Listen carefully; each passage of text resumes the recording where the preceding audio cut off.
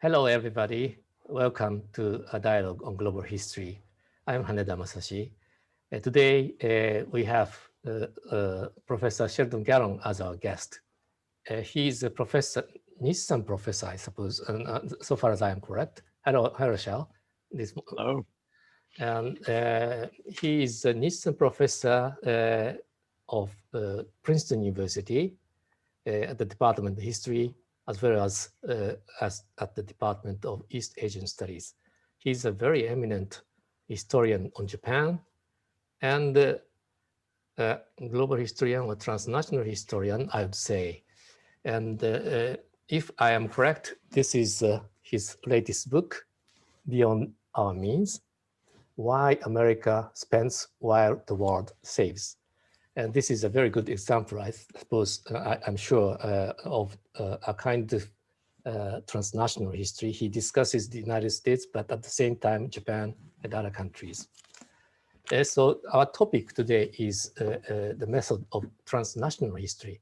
What is transnational history? And for this topic, I have Mihael Facius. He's at Tokyo College. He is an assistant professor at Tokyo College. And in fact, he spent a couple of years at the Department of Transnational History at the University College of London before coming to Tokyo. So this is a very, I have two very good, distinguished scholars on transnational history, and let's talk on the method of transnational history today. And Mihael, it's your turn. Please start. Thank you, Haneda Sensei. Good morning, good evening, Sheldon. First of all, talking about transnational history, could we start from your personal background and experience with transnational history, perhaps? I think you started out with working on labor history, which seems to fit into a more like classical national historical framework. So how did you personally come to transnational history as a field? Well, it's interesting. I didn't start using the word transnational history for my own work until after the year 2000. But when I was writing my first book on labor that you just referred to in the 1980s, I didn't have the word transnational, but I actually had the concept in my mind because I was talking about social policy and labor policy of the state toward the labor movement in the late 19th, early 20th century during the period Taisho democracy, period of authoritarianism in the 30s. And at each point, it was very clear in my book that I said that a lot of Japanese labor and social policy was actually shaped by developments they saw in Europe or in Canada or Australia or New Zealand. And in the 1930s as well, when I was talking about the suppression of free labor and labor unions, I was talking about developments in Nazi Germany and fascist Italy and other places. So I actually have been working with transnational history for a long time. I just didn't have a name for it until about 2000. I see. So you basically started by noticing these transnational connections and then thinking about it more systematically over the years. So do you have any personal definition or what transnational history mostly focuses on for you? Before that, who invented the term, the concept transnational history? Not you. Sure. Oh, no, not me. Well, already in the 1980s, some sociologists like Theda Skocpol, the historical sociologist, talked about transnational learning and transnational knowledge. So I think social scientists were using it before historians. And then in the 90s, it started to some extent, although transnational had different meanings. Some people thought transnational meant that you were totally transcending the nation state and you were looking at movements of peoples or institutions that had no connection to the nation state. So migration would be a good example. But after about the year 2000, I think transnational history became applied also to nation states, to transnational learning, to institutions being shaped by the movement of ideas and peoples from around the world. So it's been an evolution, but I think the last 15 or 20 years, it's fairly clear. So when I use the term, it's clearly part of global history, and I'm sure your viewers have been listening to other lectures on global history, because both global history and transnational history involve connections between places around the world, usually beyond a region. So you could have transnational in East Asia, obviously, but usually we think about it being more trans-regional and more global.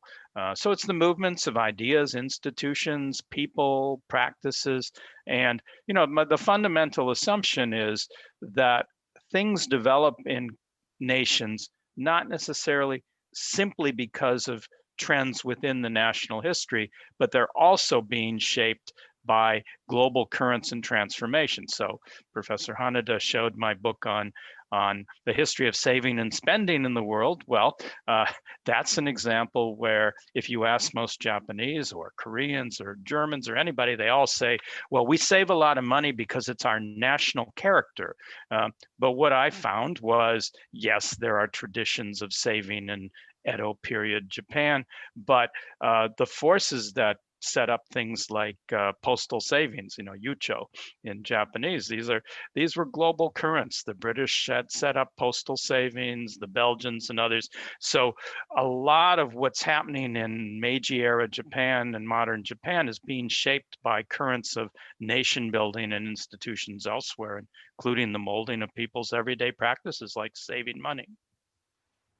Right. So yeah, you gave like one can see in your thinking, right, that you start with Japan, but then you try also not just to compare, but also what can other countries learn from it, like in your last book, right? It clearly has a policy angle to it as well, right? So, and in that context, you've written an article some years ago in the Journal of Japanese Studies on the comparative advantage that exists for scholars who study Japan. Could you like in this context explain a bit what this comparative advantage for you is? Sure. So when I use the term, I was being a little facetious or ironic. Comparative advantage is an economic term, but what I meant here was that those of us who study the history of Japan are in a good position, an advantageous position to compare and connect trends around the world, not just in Japan. And why is this? Well, because Japan is one of the countries in the modern world that has been most active in transnational learning. In other words, investigating ideas and practices around the world. I mean, this has been almost a constant source of innovation since the Meiji Restoration, even before a little bit, and certainly in the 20th century and even the 21st century. So Japanese experts, officials will study education in other places in the world. They'll study military strategies. I mean, this is very transnational. They'll study political institutions. They'll study economic policies and institutions. So because the Japanese, since the Meiji period, have been so self-conscious about this transnational investigation, it actually allows the historian of Japan to see not only changes in Japan, but it allows us to see these global currents, because the Japanese documents actually provide very good evidence of, well, what's happening in savings institutions elsewhere in the world, or what's happening in military strategy, or the mobilization of home fronts in civilian population in war. So because the Japanese documents actually see these trends, it allows the historian a certain advantage. I mean, I can talk with historians of Europe, and I can talk about various developments that travel among European countries based on what my Japanese documents told me about this kind of global circulation of ideas. Right. So since you've written this article, that's good now. I mean, since you started thinking about it, it's probably 5 years ago or so. There have been a lot of different trends in the world, both in the academic world in terms of transnational history, political trends. Do you see any change or impact in terms of like how people have reacted to this idea of the comparative advantage? Is more transnational history being done? Is more transnational history by scholars of Japan being noticed by our colleagues in the field of European history, for example, or American history? Do you have any personal idea about that? A little bit, not as much as I would like. I think some of us have, I mean, I myself have very good personal connections with global historians around the world. I mean, I have certainly at Todai with Professor Haneda, but also with historians in Germany and France and Britain and other places. And I myself have been part of a number of comparative and transnational projects now focused on my new research, which is about the history of home front civilian populations in the 2 world wars. So in that way, in kind of very small ways, the importance of Japan in transnational history is being noticed, but there aren't too many historians of Europe and America who have noticed this. And I mean, to tell you maybe one of the most glaring examples of the neglect of Japan is in the history of the Second World War, where you have this trend toward trying to do more comparative and transnational history of the war, comparing Germany and Britain, perhaps, or something like that. And yet Japan is very rarely noticed. Japan is just kind of a stereotype with almost nobody interested in really trying to integrate Japan's part in the Second World War in a more global way with the developments in Europe and America. So it is a very slow struggle, and some of us are doing it. And a lot of good research, transnational research, is coming out on Japan now, and we hope that it gets noticed. It should get noticed because it's written in a way that's very accessible to historians of the Western world, but it's a very slow process. We have a lot of Japanese historians working in the field of the world wars, but I know very few number of them are interested in the approach you mentioned. Yeah. Why they are not very interested in this kind of approach? Well, there are various reasons. It depends. So if you're talking about your colleagues in Japan, is that mainly who you're talking about? Yeah. Yeah, okay. Well, partly they're language problems. I mean, so there are people in scholars in Japan who know German history very well, but most of them are not working on the Second World War. So you might have military historians in Japan, but they don't necessarily know the European languages that you need. Part of it is that I notice I spend a lot of time in Germany as well as in Japan, and part of it is a question of war memory. I think scholars who work on the Second World War in both Japan and Germany, they tend to be progressive in general. And of course, they see it as part of their mission to talk about the pathology of their countries, Japan and Germany, in the war. And I don't disagree with that. It's just that they really, they close the door to looking in a more comparative and connected way to development. So, I mean, I will give just a quick example. I mean, I'm looking at part of it is the history of aerial bombardment of cities. Well, you discover that in Nazi Germany, they had a very elaborate system of mobilizing people for air defense, civil defense. It looks in the historiography to be a unique Nazi innovation, but then you find out when you look at the documents, they were modeling their organizations on things in Soviet Union, Poland, and they were even looking at Japan, because Japan in the 1930s was at war a lot, and they had very active air defense. So I think it's because the scholars, the progressive scholars, want to see their cases pathological and unique, that they're not really interested in these questions of connection. Right. So some of these aspects are beyond our control in a sense as historians, because they're like embedded in wider social perspectives and cultural perspectives on history and so on, as you just described. Some of it is, of course, also about method. You mentioned language as one particular hurdle perhaps for transnational historians? Do you have, in your own experience or in general, any thoughts on like the method of transnational history? What is specifically difficult perhaps about it? Well, I think to do transnational history well, you must base your research on archival research or primary sources. If you look at most of the secondary sources, in other words, the historiography done by other historians, most of them have not been interested in these questions of connections. So in other words, you have to do it yourself. You have to look at the archives, and the archives are very rich. They give you this information. But as you just said, Michael, the real problem is, how do you read all of it? Because it's in different languages. I mean, for me, this has been it's been a fun challenge. In my very old age, I've taught myself German a little bit. I won't speak it with you because I would be embarrassed. So I have Japanese I can use. I have German, I have French, and I have English. And for many of my topics, that's pretty good. You can also do part of the colonial world now. I don't have Chinese, I don't have Korean, I don't have Hindi, but you can't know everything, but it's important to leverage your languages, and it's good to have at least 3 languages, 3 or 4, to do this sort of work. And that's difficult. That's difficult for a graduate student. It's easy for you Europeans, you can do it because you're already used to learning European languages.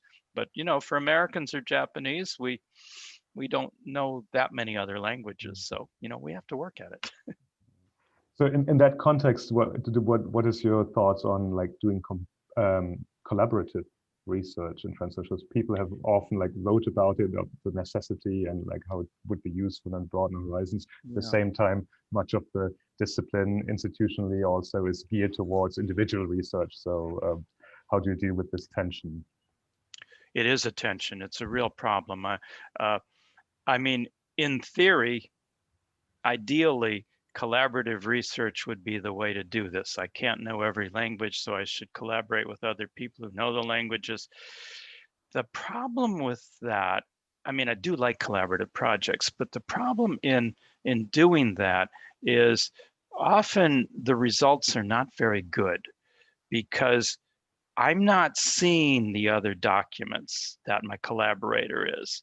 And the collaborator isn't necessarily seeing what I want to see. So it's really fun for me to go to a Japanese, a German, and a British archive on a same issue like saving money or aerial bombardment. And I start to see patterns of speech in how each of the country described things. And I realized, oh, they're talking to each other because the phrases are so similar. They're clearly being influenced by each other. When you do the collaborative work, you're going to miss a lot of that. And sometimes the results are more shallow. So it is a tension. We should be trying to do more collaboration. I mean, I have used research assistants sometimes, and that can be fairly effective, but that's because I usually go back and I also read the documents myself, but the research assistants help find it, and they'll read the language faster. But it's a problem. I don't totally trust the collaborative projects. Yeah, going back to this ideal of historical scholarship, which has, in this sense, its merit, because if you can't check the primary sources yourself, right, there's automatically like a distance between you and the historical context. I see what you mean.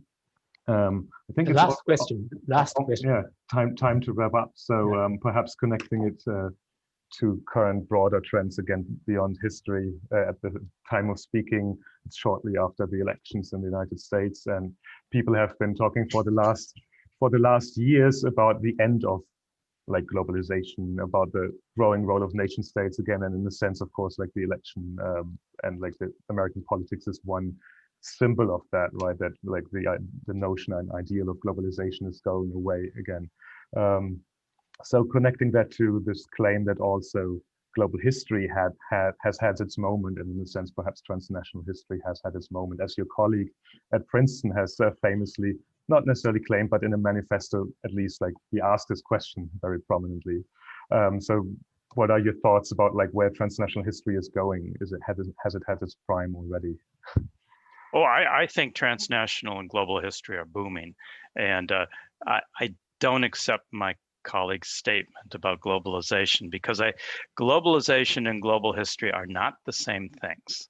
And it's important because I have noticed that many global historians do believe they're the same thing. And as a result, they don't like to study periods when there is less of a free movement of people and goods and ideas. So I've noticed that they don't like to study wars, especially the world wars, because they think they're disjunctures in globalization. And yet these periods of wars are periods when countries devote enormous resources precisely to learning what the enemy and their allies are doing, so that military strategy, home fronts, all sorts of things. And the pandemic today, the pandemic is another case. I just wrote a blog called The Transnational Goes Viral, which is a play on words. It's a pun. But anyway, it's about, in the pandemic, everybody thinks this is the end of globalization because, we obviously can't travel. We're on Zoom, right? And goods aren't traveling as much. And yet the pandemic is also a very global moment because you think of, okay, the Chinese first had lockdowns in Wuhan, and then a few weeks later, the Italians adopted lockdowns. Where did they get that? Well, they were looking at what was happening in Wuhan and other countries, and every country is looking at every other country now for how they handle the pandemic. So in terms of the exchange of knowledge, people may not travel, but ideas are really traveling. So I don't accept this thing about globalization is dead, so global history is dead. That's a good point. So enforcement of borders and limitation of movement is not the same as disengagement, right? That's basically the right. Thank you very much for both for your very interesting conversation. I want to listen to you more, but time is now up. Thank you very much for your participation. Okay. See you. Well, thanks to both of you. Very good. Thank you.